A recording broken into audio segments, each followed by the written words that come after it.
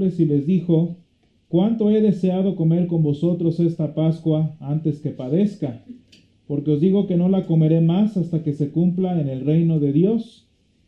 Y habiendo tomado la copa, dio gracias y dijo: tomad esto y repartidlo entre vosotros, porque os digo que no beberé más del fruto de la vida hasta que el reino de Dios venga.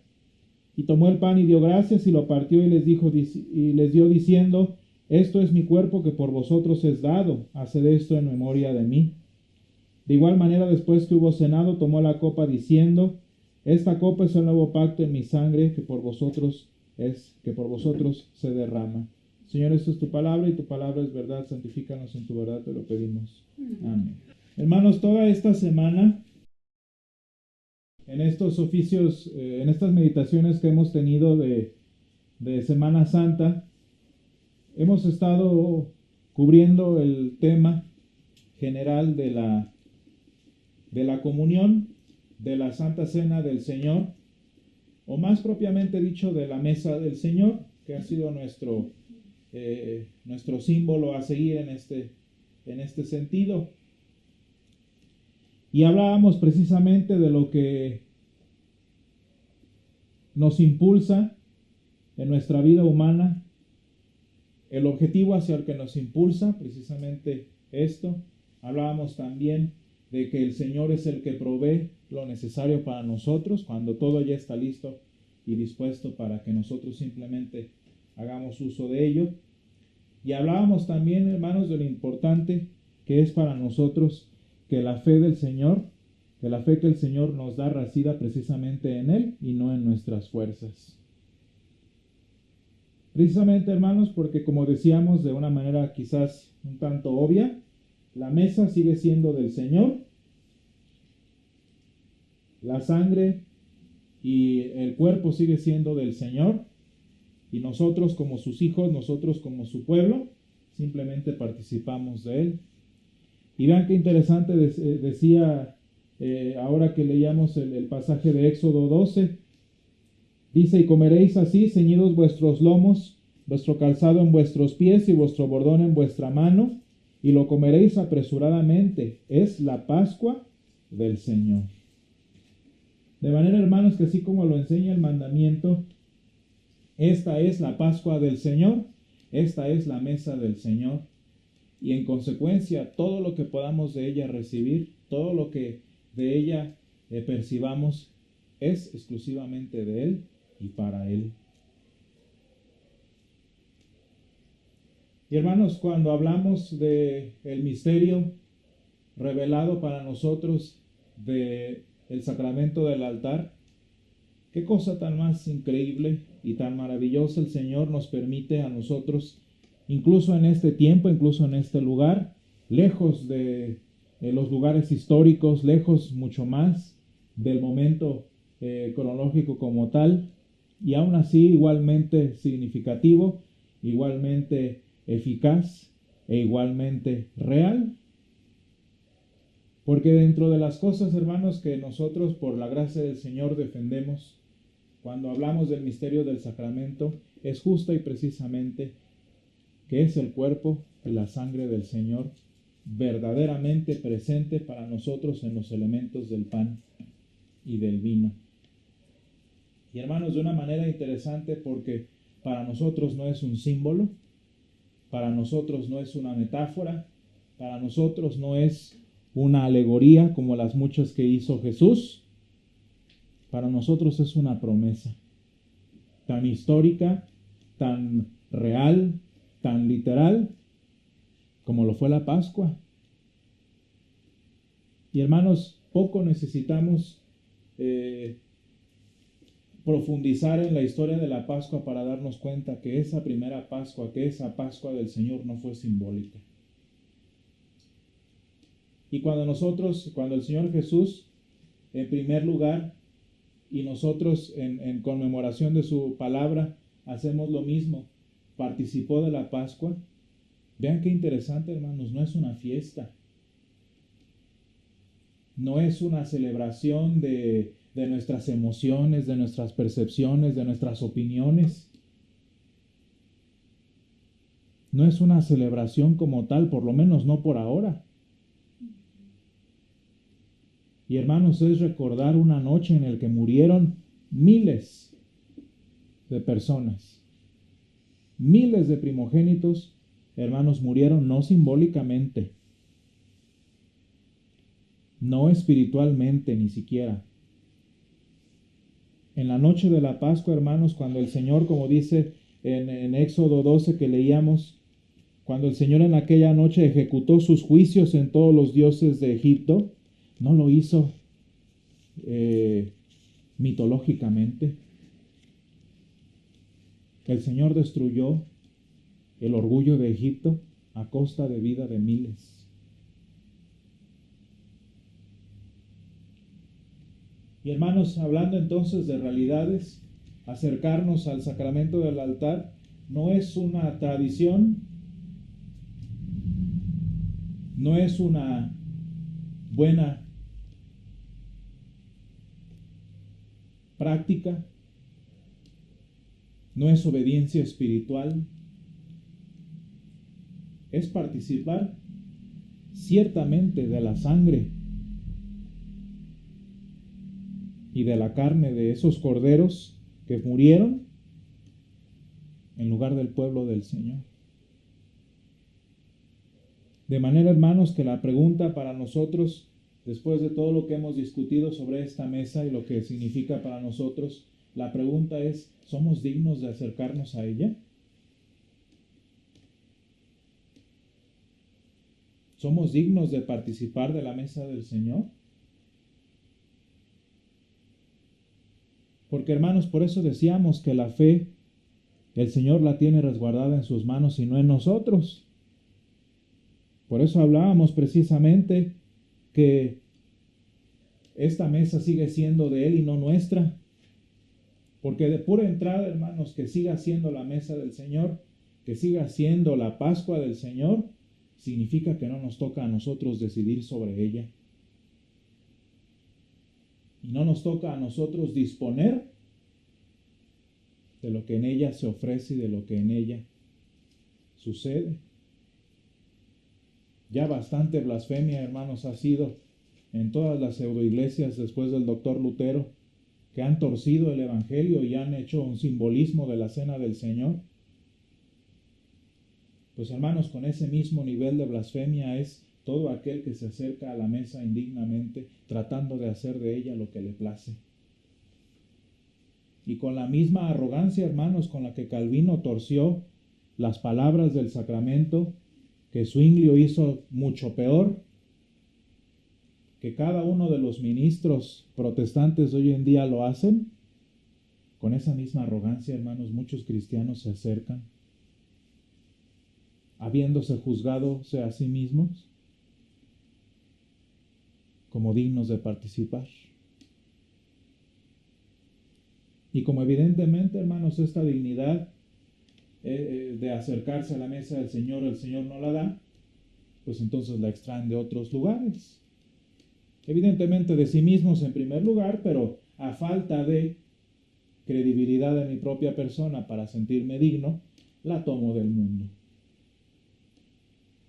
Y porque soy exitoso, porque soy eficiente, porque soy fiel, porque soy constante, entonces me siento digno de participar de la cena del Señor.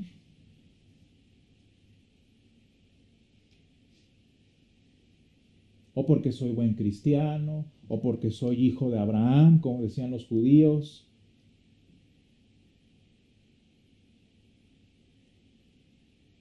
Por muchas razones, hermanos, que no radican en el Señor, nos sentimos dignos de participar de su mesa.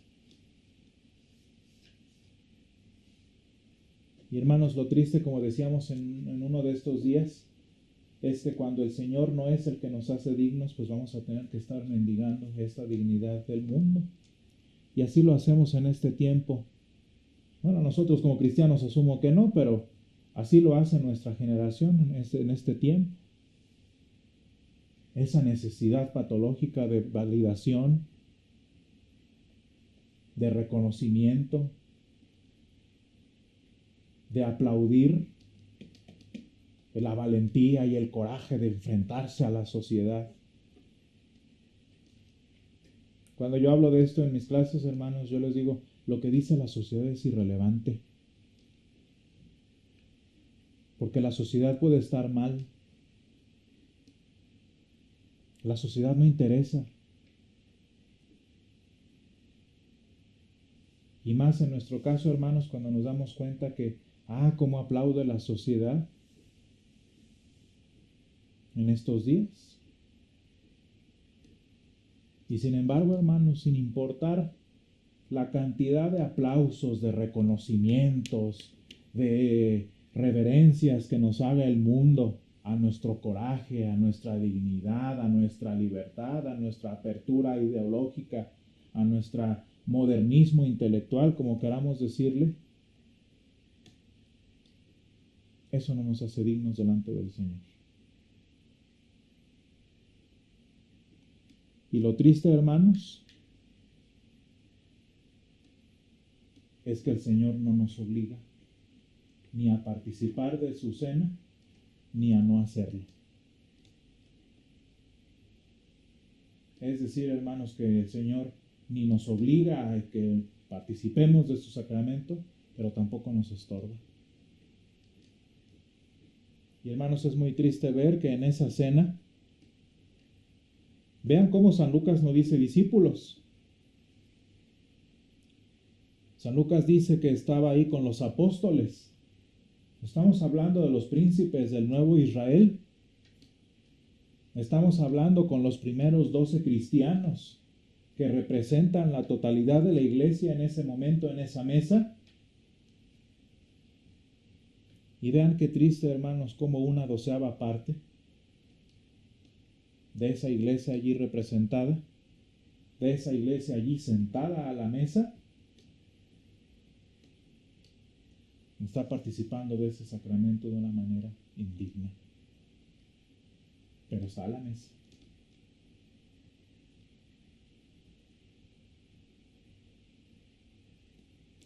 Y hermanos,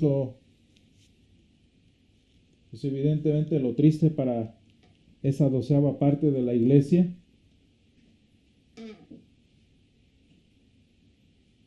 es que el Señor sabe bien quién es.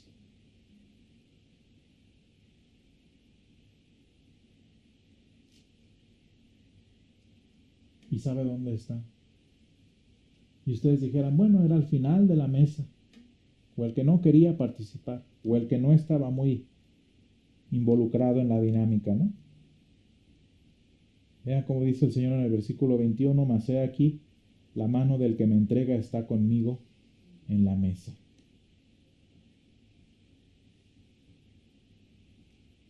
En otros evangelios leemos cómo estaba lo suficientemente cerca este individuo para mojar su pan en el plato del Señor.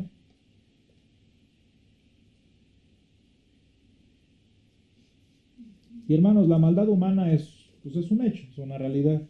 El hombre es malo, nuestra sociedad está pútrida, nuestra condición humana es de contraria al Señor, eso de por sí. O sea, eso no lo vamos a discutir en esta mesa.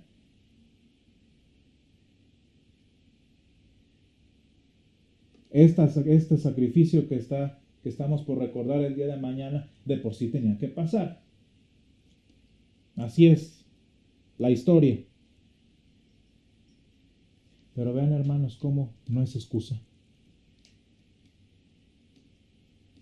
Es que yo no tuve las mismas oportunidades. Es que a mí la vida me ha tratado distinto. Es que a mí Dios no me ha amado de la misma manera que los demás. Hermanos, aunque todo eso fuera cierto, no es excusa.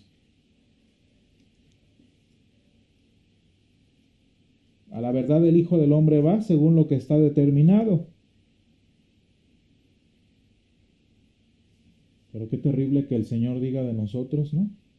Pero hay de aquel hombre por quien es entregado. No hay excusa.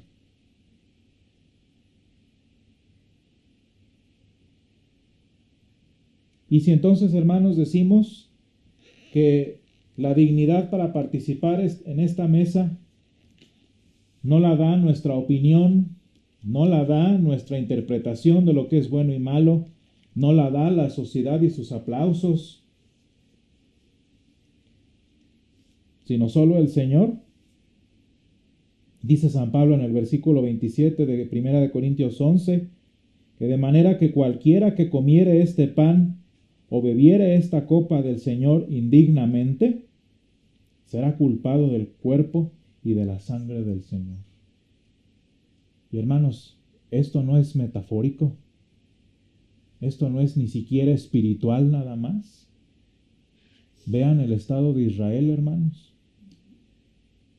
Vean la maldición que tiene el pueblo de Israel sanguíneo hoy en día. El Señor sigue demandando de su mano la sangre de su Hijo.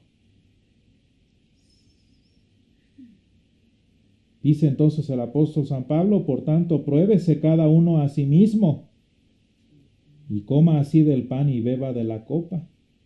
Porque el que come y bebe indignamente, sin discernir el cuerpo del Señor, juicio come y bebe para sí. Y hermano, no estamos hablando de simbolismos, no estamos hablando de tradicionalismos. Pobre de Israel cuando edifiquen el tercer templo. Pobre de estos enemigos de Dios cuando comiencen con su sistema de sacrificios, como en el Antiguo Testamento. Porque lo que van a estar haciendo, hermanos, en esos sacrificios detestables para el Señor, es comer y beber juicio para sí mismos. Hermanos, en muchas iglesias, y quizás ese ha sido error mío, si la congregación no llega a la confesión, se les niega la participación en el sacramento. Luego tratamos nosotros la mesa del Señor como que pues hay que tenerla una vez al mes para que sea especial. Pues no es fiesta, ¿no? Y sin embargo, hermanos, las palabras tan terribles, los conceptos tan terribles que el Señor nos presenta en esta noche, son para el que no viene con un corazón contrito y humillado. Ese que se resiste al Señor, ese que se ama más a sí mismo que a nuestro Dios, ese que prefiere arrodillarse delante del mundo y vivir según el mundo y no según el Señor, ese es el que más le vale abstenerse y no acercarse. Y sin embargo, ese monstruo gigante, hermanos, que se ve como nuestra maldad, es un enano comparado contra la justicia de nuestro Dios. Porque todas estas palabras, hermanos, son para el no contrito. Pero para el arrepentido, para el acercado, para el humillado, esa ya es la dignidad que el Señor ha puesto en su corazón para sentarse a la mesa dignamente. Y hermanos, en el lenguaje que estamos viendo en esta noche, el solo hecho de que en mi corazón haya ese deseo de dejar lo que yo sé y sé y sé y sé, lo sé bien, que ofende al Señor. El simplísimo deseo de acercarme al Señor sabiéndome lo que soy. El simple y sencillo, hermanos, anhelo de que si mi problema es mi ojo, me lo arranco, de que si mi problema es mi brazo, me lo corto con tal de estar a la mesa del Señor. Ese pequeño milagro, hermanos, imposible para el que no conoce al Señor, es el pase de dignidad que nuestro Dios le dio para sentarse a la mesa de Jesús. Porque a diferencia, hermanos, de con el mundo que nos aplaude, que nos exalta, que aplaude nuestro valor y nuestra libertinaje, nuestra inmundicia, el Señor aplaude al humilde. El Señor levanta al caído, el Señor levanta y vuelve digno al buen siervo y fiel que hizo poco.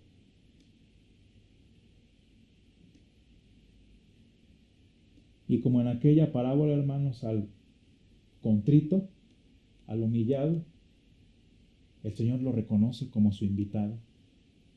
y en consecuencia lo invita a tomar parte de esta mesa que es su mesa, es su Pascua y es su salvación que nos da a nosotros.